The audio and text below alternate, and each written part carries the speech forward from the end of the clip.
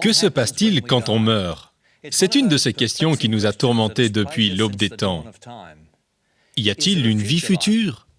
Ou sommes-nous confrontés à la perspective qu'une fois mort, c'est pour toujours? C'est une question qui nous touche de très près. Dans ces dernières décades, il y a eu un renouveau d'intérêt alors qu'il est de plus en plus évident qu'une attitude purement matérialiste envers la vie est un échec. On en a la preuve tout autour de nous. Entrez dans n'importe quelle librairie et notez la place accordée au sujet spirituel. Du christianisme traditionnel aux religions orientales, au Nouvel Âge, à l'occulte, l'astrologie, les vies antérieures, les visites d'extraterrestres et les ovnis. Flânez dans un magasin de vidéos et voyez combien de vidéos polarisent l'idée d'une vie spirituelle. Des films comme Ghost, Pour toujours, Almost an Angel, Vibe, Jusqu'au bout des rêves, Dead Again, Truly Madly Deeply, L'expérience interdite, Beetlejuice, Switch et beaucoup d'autres. Il n'est pas difficile de voir comment le dégoût des valeurs matérielles nous est venu. La science non seulement s'est avérée incapable de résoudre certains de nos pires défis, elle a même contribué à quelques-uns de nos plus graves problèmes, dont la menace d'un holocauste nucléaire. Et les désastres écologiques par contamination chimique et l'échec de la technologie. Quoi d'étonnant à ce qu'on recherche d'autres réponses à nos ennuis?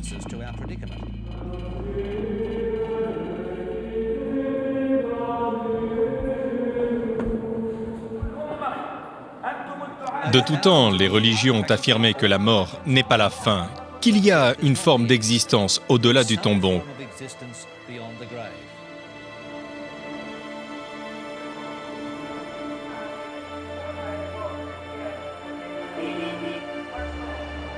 Mais quel message peut-on croire?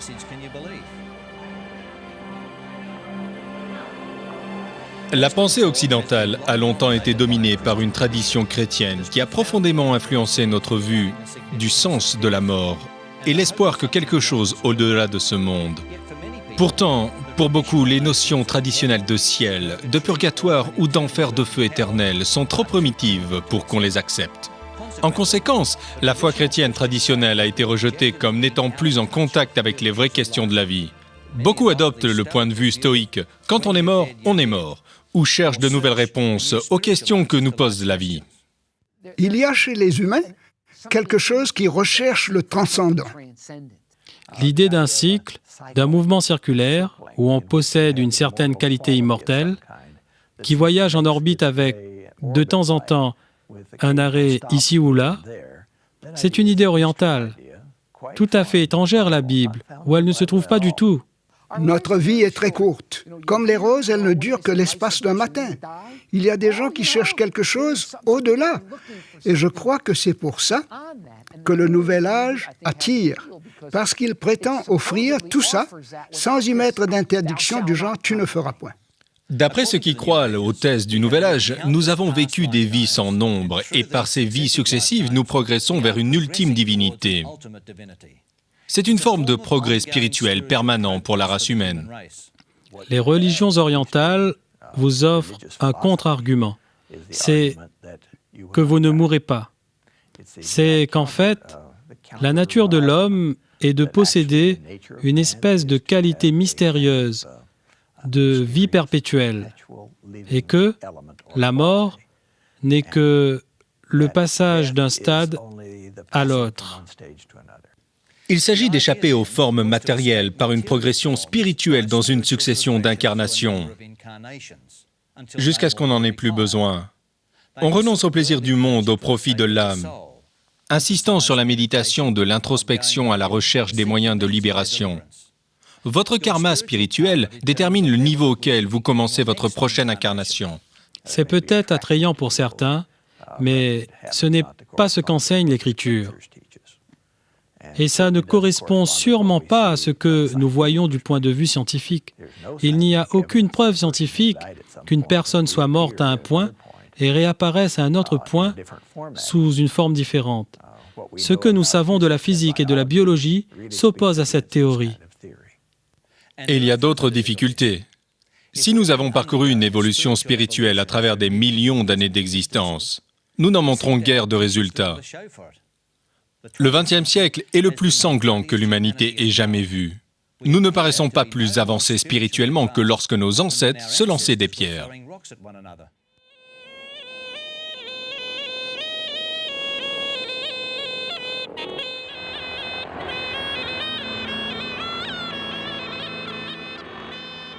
Le modèle social le plus étroitement basé sur l'idée de réincarnation est celui de l'Inde, où ces croyances ont dominé pendant des milliers d'années.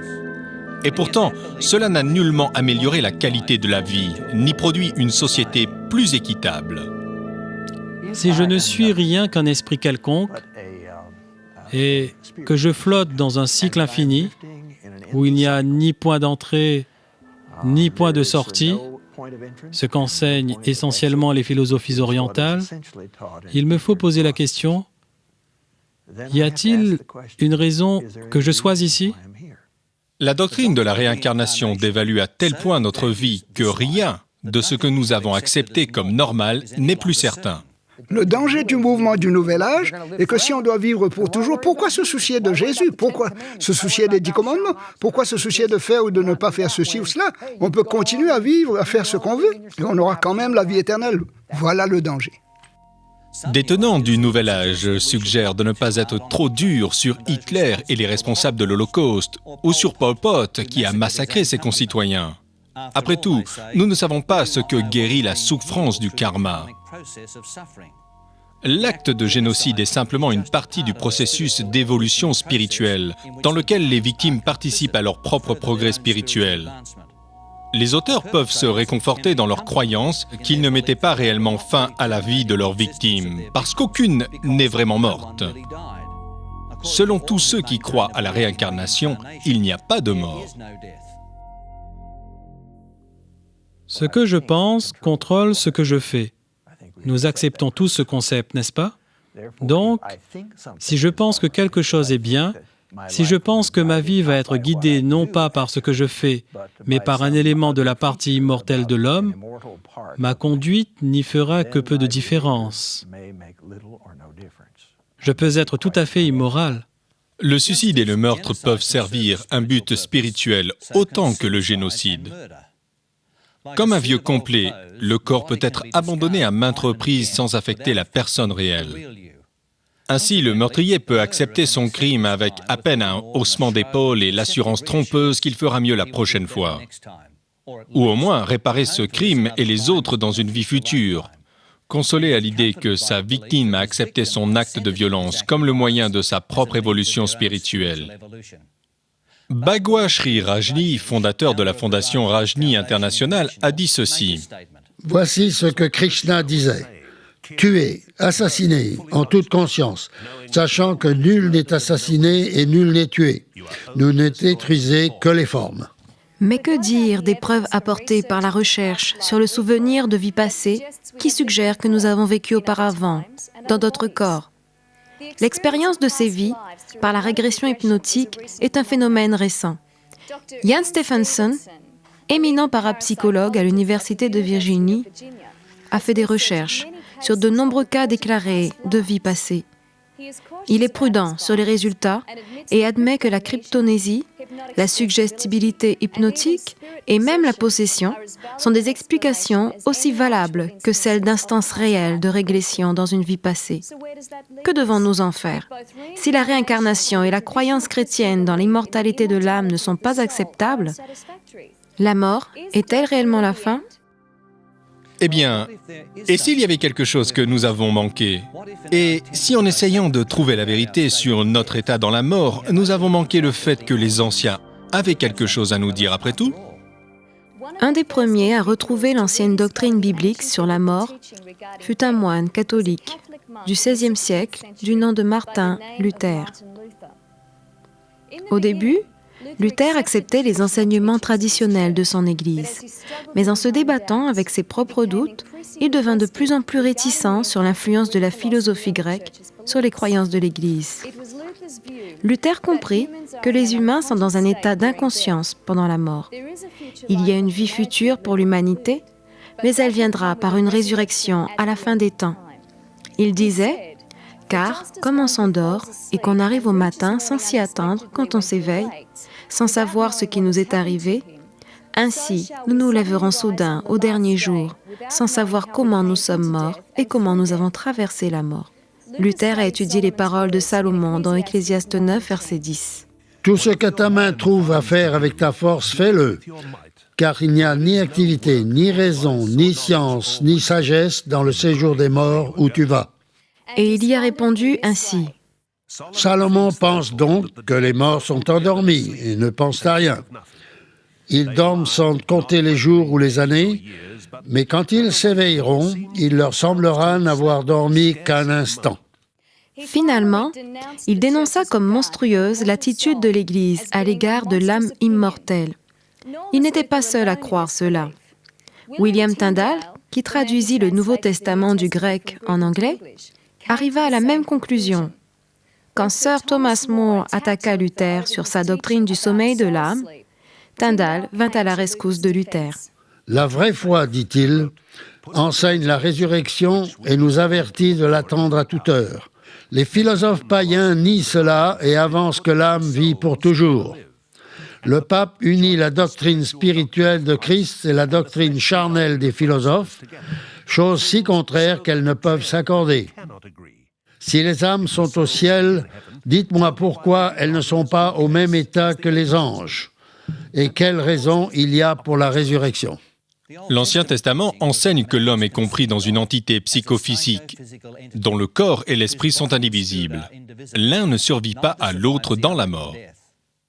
Ainsi, dans la pensée hébreu, nous voyons les êtres humains comme des unités, pas comme des divisions, mais comme une alliance du corps et de l'âme. L'âme est mentionnée pour la première fois dans le Jardin d'Éden. L'Éternel Dieu forma l'homme de la poussière du sol. Il insuffla dans ses narines un souffle vital, et l'homme devint une âme vivante. Adam a été formé de la poussière du sol. C'était son corps. Puis Dieu souffla dans ses narines le souffle de vie ou la puissance de Dieu. Et Adam devient une âme vivante. Ceci suggère que Dieu n'a pas mis une âme immortelle dans Adam, mais qu'il est devenu une âme vivante. Dieu dit à Adam et Ève que s'ils mangent du fruit de l'arbre, ils mourront. Le serpent leur dit, « Vous ne mourrez pas du tout ».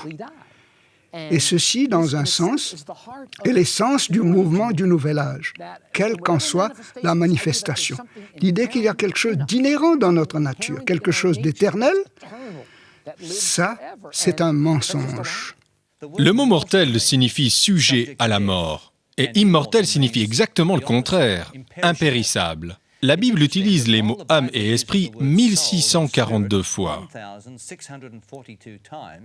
Mais jamais elle n'attache le terme immortel à l'un ou à l'autre. Paul dit que l'immortalité est un don qui nous sera accordé au retour de Jésus. Voici, je vous dis un mystère. Nous ne nous endormirons pas tous, mais tous nous serons changés. En un instant, en un clin d'œil, à la dernière trompette. Car elle sonnera, et les morts ressusciteront incorruptibles. Et nous serons changés. Il faut en effet que ce corps corruptible revête l'incorruptibilité et que ce corps mortel revête l'immortalité. Il n'y a rien de naturellement éternel en nous. La vie éternelle est un don que Dieu nous fait par Jésus-Christ. Quand la Bible nous dit clairement que Dieu est le seul qui soit immortel, il ne faut pas compter et trouver des versets suggérant que nous avons des âmes ou des esprits immortels. Quand Adam fut créé, Dieu forma son corps de la poussière du sol, insuffla la vie dans ses narines et il devint une âme vivante. Selon Ecclésiaste chapitre 12, verset 7, c'est exactement le contraire qui se produit à la mort. Puis la poussière retourne à la terre comme elle y était, et l'esprit retourne à Dieu qui l'a donné. L'Ancien Testament est clair. Quand une personne meurt, elle s'endort, elle n'est pas consciente. On pose parfois la question, que se passe-t-il quand notre souffle retourne à Dieu? Son souffle s'en va. Il retourne à sa poussière. En ce même jour, ses intentions périssent. D'après ce verset, on pourrait dire qu'après la mort, on ne peut plus penser ou raisonner ou être conscient de quoi que ce soit. Les vivants, en effet, savent qu'ils mourront, mais les morts ne savent rien. Pour eux, il n'y a plus de salaire, puisque leur souvenir est oublié. Jésus restait souvent chez une famille de Béthanie, proche de Jérusalem. La famille comprenait 2 sœurs, Marie et Marthe, et un frère, Lazare. Lazare tomba malade, et Marie et Marthe firent informer Jésus. Quand il reçut la nouvelle, Jésus ne partit pas tout de suite pour Béthanie, pour se trouver à son côté. Il tarda 2 jours avant de partir. Toutefois, il avertit ses disciples de ce qu'ils trouveraient en arrivant. Après ces paroles, il leur dit, « Lazare, notre ami, s'est endormi, mais je pars pour le réveiller. » Les disciples lui dirent, « Seigneur, s'il s'est endormi, il sera sauvé. » Jésus avait parlé de sa mort, mais eux pensèrent qu'il parlait de l'assoupissement du sommeil. Alors Jésus leur dit ouvertement, « Lazare est mort. » En arrivant, Jésus demanda à se rendre sur la tombe et qu'on enlève la pierre à l'entrée de la tombe. Marthe, toujours pratique, fit remarquer qu'après 4 jours, le corps allait sentir. Mais on fit rouler la pierre. D'une voix forte, Jésus appela « Lazare, sors !» Et Lazare apparut à l'entrée, le corps lié de bandelettes. Le point culminant vint quand Jésus demanda aux assistants de délier Lazare.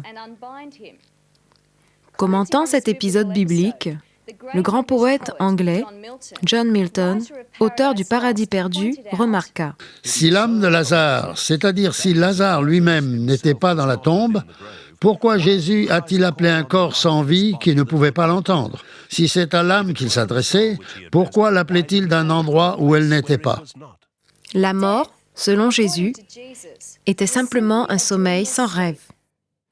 Imaginons qu'une mère meurt et qu'elle a une amie mortelle consciente au ciel. Supposons qu'elle peut regarder et voir tout ce qui se passe sur Terre. Elle voit son fils attaqué une nuit et torturé par ses assaillants. Croyez-vous que cette mère serait heureuse au ciel?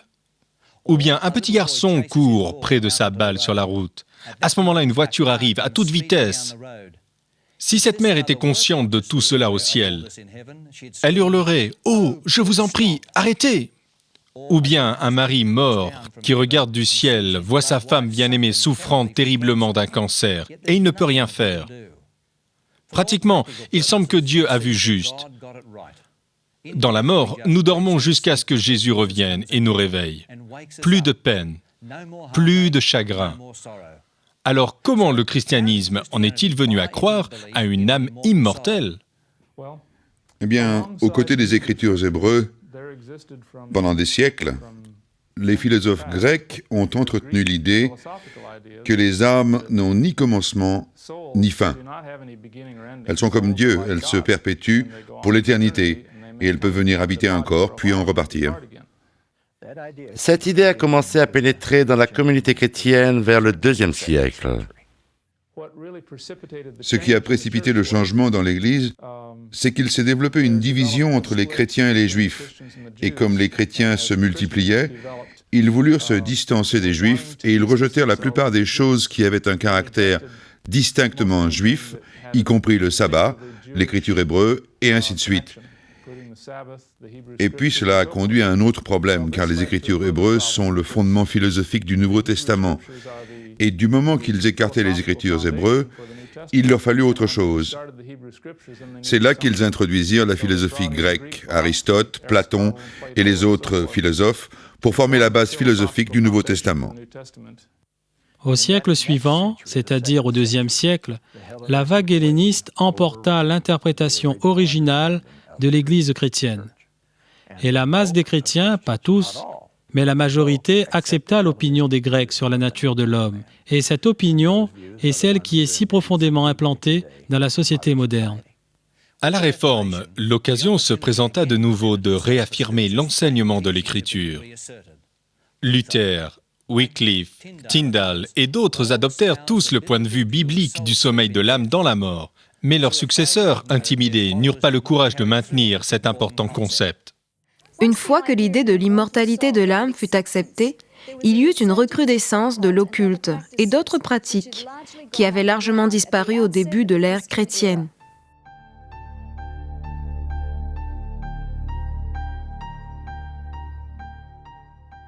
Le spiritisme attira l'attention avec les sœurs Kate et Margaretha Fox dans l'État de New York en 1848. Elles commencèrent à communiquer avec l'esprit d'un homme assassiné au moyen de coups frappés par son esprit. Et cette communication avec les esprits devint la nouvelle marotte. Les sœurs Fox firent des tournées de démonstrations publiques et sous peu, le phénomène des esprits frappeurs avait gagné l'Europe. Plus tard, les deux sœurs prétendirent avoir été complices d'une supercherie. Il n'y avait pas eu d'homme assassiné. Elles démontrèrent même les techniques dont elles s'étaient servies pour imiter les coups.